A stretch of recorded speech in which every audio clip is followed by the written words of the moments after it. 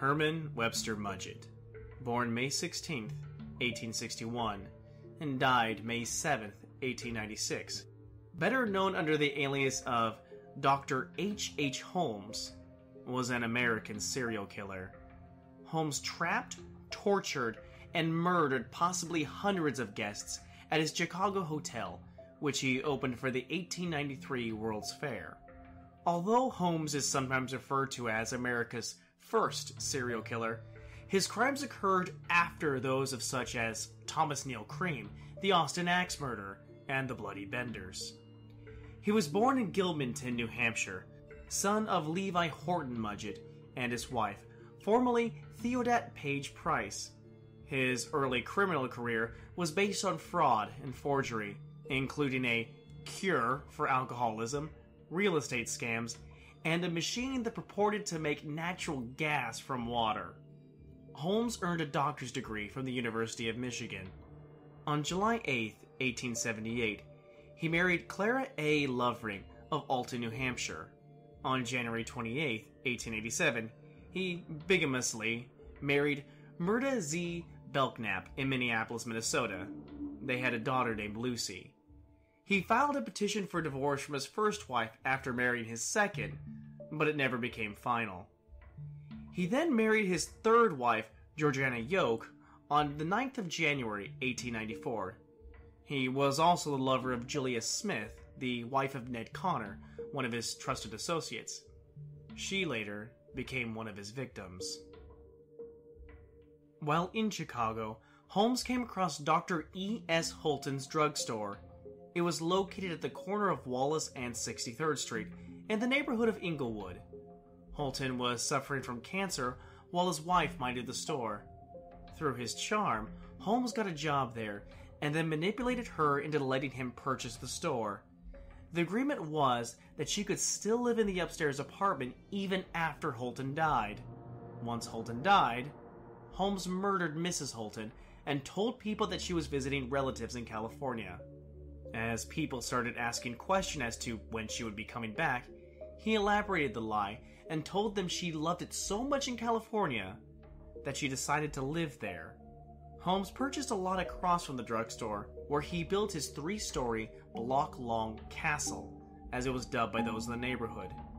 It was opened as a hotel for the World's Columbian Exposition in 1893, with part of the structure used as commercial space. The ground floor of the castle contained, aside from Holmes's own relocated drugstore, various shops, a jeweler for example, while the upper 2 floors contained his personal office, as well as a maze of over 100 windowless rooms, with doorways that would open to brick walls, oddly angled hallways, stairways to nowhere, doors that could only be opened from the outside, and a host of other strange and labyrinthine constructions. Holmes had repeatedly changed builders during the initial construction of the castle to ensure that only he understood the design of the house that he had created, thereby decreasing the chances of any of them reporting it to the police. Over a period of 3 years, Holmes selected female victims from among his employees, many of whom were required as a condition of employment to take out life insurance policies for which Holmes would pay the premiums, but also be the beneficiary, lovers and hotel guests, and would torture and kill them. Some were locked in soundproof bedrooms, fitted with gas lines that permitted him to asphyxiate them at any time. Some victims were locked in a huge bank vault near his office, where he could sit and listen as they screamed, panicked, and eventually suffocated due to the fact that the vault was soundproof. The victims' bodies went by a secret chute to the basement, where some were meticulously dissected, stripped of flesh, and crafted into skeleton models, before they would then be sold to medical schools. Holmes also cremated some of the bodies, or placed them in lime pits for destruction. Holmes had 2 giant furnaces, as well as pits of acid, bottles of various poisons, and even a stretching rack. Through the connections he had gained in medical school, he was able to sell skeletons and organs with little difficulty. Holmes picked one of the most remote rooms in the castle to perform hundreds of illegal abortions. Some of his patients died as a result of his abortion procedure, and their corpses were also processed, and the skeletons sold. Following the World's Fair, Holmes left Chicago and apparently murdered people as he traveled across the country. He was arrested in 1895 when he was discovered with the body of a former business associate, Benjamin Pitzel, and 3 of his children. The same year, Holmes' castle in Chicago burnt down on August 19th, revealing the carnage therein to the police and firemen. His habit of taking out insurance policies on some of his victims before killing them may have eventually exposed him regardless. The number of Holmes' victims has typically been estimated between 20 to 100, and even as high as 200. These victims were primarily women, but included some men and children.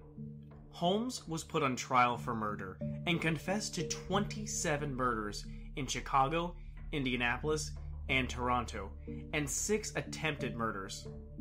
He was hung on May 7, 1896, in Philadelphia. It was reported that when the executioner had finished all the preliminaries of the hanging, he asked, "Ready, Dr. Holmes?" To which Holmes said, "Yes, don't bungle." The executioner did bungle, however, because Holmes's neck did not snap immediately. He instead died slowly and painfully of strangulation over the course of about 15 minutes. He requested that he be buried in concrete so that no one could dig him up and dissect his body, as he had dissected so many others. This request was granted. On New Year's Eve 1910, Marion Hedgepath, who had been pardoned for informing on Holmes, was shot and killed by a police officer during a holdup at a Chicago saloon. Then, on March 7, 1914, a story in the Chicago Tribune reported the death of the former caretaker of the murder castle, Pat Quinlan. Quinlan had committed suicide by taking strychnine, and the paper reported that his death meant the mysteries of Holmes Castle would remain unexplained. Quinlan's surviving relatives claimed Quinlan had been haunted for several months before his death, and that he could not sleep.